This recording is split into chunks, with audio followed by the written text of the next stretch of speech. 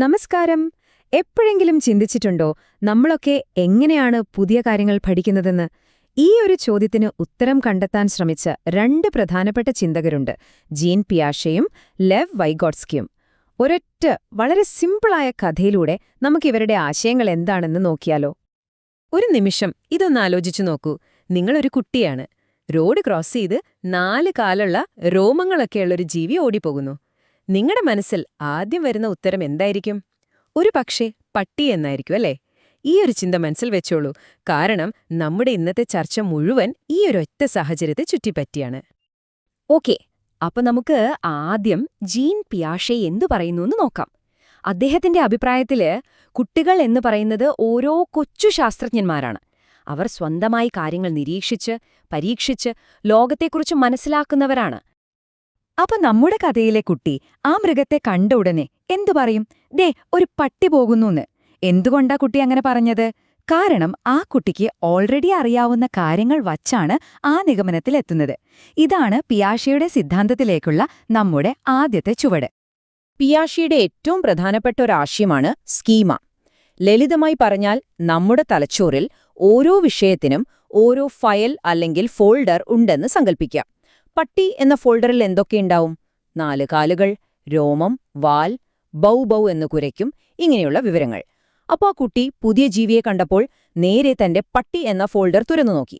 ഏകദേശം അതുപോലെ തന്നെയുണ്ടല്ലോ. അപ്പോ ഈ സ്കീമ വെച്ച് പഠനം എങ്ങനെയാ മുന്നോട്ടു പോകുന്നത്? പിയാഷെ പറയുന്നത് അതിന് 2 സ്റ്റെപ്പുകളുണ്ടെന്നാണ്. ആദ്യത്തേതാണ് അസിമിലേഷൻ അല്ലെങ്കിൽ സ്വാംശീകരണം.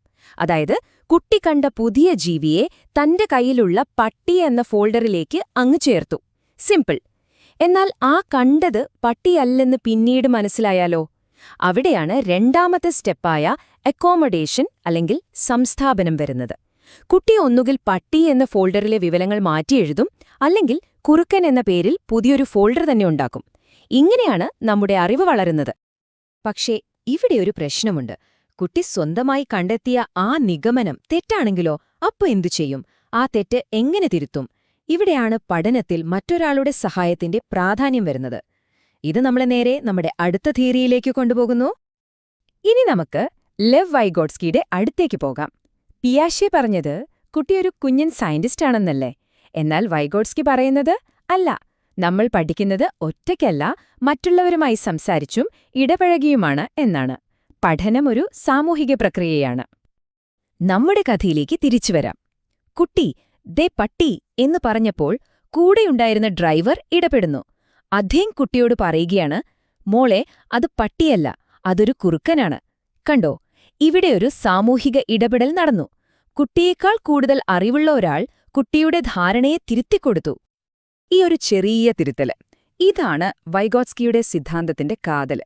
അദ്ദേഹം പറയുന്നത് എന്താണെന്ന് വെച്ചാൽ, നമുക്ക് ഒറ്റയ്ക്ക് ചെയ്യാൻ പറ്റുന്ന കാര്യങ്ങൾ, പിന്നെ കുറച്ചുകൂടി അറിവുള്ള ഒരാളുടെ സഹായത്തോടെ ചെയ്യാൻ പറ്റുന്ന കാര്യങ്ങൾ, ഇതിനിടയിൽ ഒരു ഗ്യാപ്പുണ്ട്.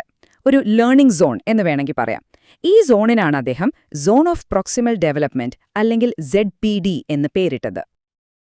അപ്പോ ആ ZPD എന്ന ഗ്യാപ്പ് നികത്താൻ അല്ലെങ്കിൽ ആ പാലം കടക്കാൻ നമുക്ക് കിട്ടുന്ന സഹായമില്ലേ, അതിനെയാണ് വൈഗോട്സ്കി സ്കാഫോൾഡിംഗ് എന്ന് വിളിക്കുന്നത്. മലയാളത്തിൽ നമ്മള് കൈത്താങ്ങ് എന്നൊക്കെ പറയില്ലേ, അത് തന്നെ. ഇവിടെ ഡ്രൈവർ പറഞ്ഞ ആ ഒരൊറ്റ വാചകം, അത് കുറുക്കനാണ് എന്നുള്ളത് ഒരു പെർഫെക്റ്റ് കൈത്താങ്ങാണ്. അത് കിട്ടിയതുകൊണ്ട് കുട്ടിക്ക് ആ അറിവിന്റെ അടുത്ത ഘട്ടത്തിലേക്ക് എളുപ്പത്തിലെത്താൻ പറ്റി. അപ്പോ വൈഗോട്സ്കിയുടെ പ്രധാന ആശയങ്ങൾ എന്തൊക്കെയാ? 1. അറിവ് നമ്മൾ ഒരുമിച്ചുണ്ടാക്കുന്നതാണ്. ഒറ്റയ്ക്കിരുന്ന് കണ്ടുപിടിക്കുന്നതിനേക്കാൾ സംസാരിച്ചും ചർച്ച ചെയ്തും പഠിക്കുന്നു. 2. ഒരുമിച്ച് പഠിക്കുന്നത് എപ്പോഴും നല്ലതാണ്. 3. നമ്മുടെ ഭാഷയും സംസ്കാരവുമാണ് നമ്മുടെ ചിന്തയെയും പഠനത്തെയും രൂപപ്പെടുത്തുന്നത്. അപ്പോ നമുക്ക് കിട്ടിയത് 2 കിടിലൻ തിയറികളാണ്. പിയാഷെ ഒരു വഴി പറയുന്നു, വൈഗോട്സ്കി വേറൊരു വഴി. നമുക്കിനി ഇതൊന്ന് നേർക്കുനേർ വെച്ചു നോക്കിയാലോ? അപ്പോൾ വ്യത്യാസങ്ങൾ കുറച്ചുകൂടി വ്യക്തമാവും. ഇതൊന്ന് നോക്കിക്കേ. സാമൂഹിക സാഹചര്യങ്ങൾക്ക് പിയാഷെ വലിയ പ്രാധാന്യം കൊടുത്തില്ല. പക്ഷെ വൈഗോട്സ്കിക്ക് അതുതന്നെയായിരുന്നു എല്ലാം. അറിവുണ്ടാക്കുന്നതിനെക്കുറിച്ച് പിയാഷെ പറഞ്ഞത് അതൊരു കോഗ്നിറ്റീവ് പ്രോസസ്സാണെന്നാണ്, നമ്മുടെ തലച്ചോറിനകത്ത് നടക്കുന്നത്. വൈഗോട്സ്കി പറഞ്ഞു, അല്ല, അതൊരു സോഷ്യൽ പ്രോസസ്സാണ്, സമൂഹത്തിൽ നടക്കുന്നത്. ഇനി പ്രധാന ആശയങ്ങൾ നോക്കിയാൽ പിയാഷെയുടെ കയ്യിലുള്ളത് സ്കീമ, അസിമിലേഷൻ പോലുള്ള ടൂൾസ്. വൈഗോട്സ്കിയുടെ കയ്യിലോ ZPDയും കൈത്താങ്ങും. ഭാഷയുടെ കാര്യത്തിലും ഈ വ്യത്യാസം വലുതാണ്. പിയാഷെയ്ക്ക് ഭാഷ ചിന്തയുടെ ഒരു പ്രോഡക്റ്റ് മാത്രമായിരുന്നു. എന്നാൽ വൈഗോട്സ്കിക്ക് ഭാഷയില്ലാതെ ചിന്തയില്ല എന്നായിരുന്നു നിലപാട്. ശരി, ഇതൊക്കെ കൊള്ളാം. പക്ഷെ ഇതൊക്കെ അറിഞ്ഞിട്ട് നമുക്കെന്താ കാര്യം, അല്ലേ? ഈ പഴയ തിയറികളൊക്കെ നമ്മുടെയൊക്കെ ജീവിതത്തിൽ എങ്ങനെയാണ് പ്രയോജനപ്പെടുന്നത്? നമുക്ക് നോക്കാം. ഉദാഹരണത്തിന്, ഈ കാണുന്ന കോൺസെപ്റ്റ് മാപ്പിലെ പലരും ഉപയോഗിക്കുന്ന ഒരു പഠനരീതിയാണ് ഒരുപാട് ആശയങ്ങളെ എങ്ങനെ പരസ്പരം ബന്ധിപ്പിച്ച് വരച്ചു പഠിക്കുന്നത്. സത്യത്തിൽ ഇത് ഈ രണ്ട് തിയറികളുടെയും ഒരു മിക്സാണ്.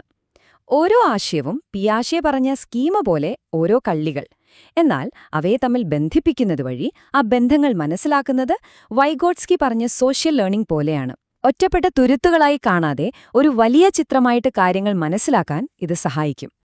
അപ്പോ ഞാൻ തുടങ്ങിയ ഇടത്തേക്ക് തന്നെ തിരിച്ചുവരികയാണ്.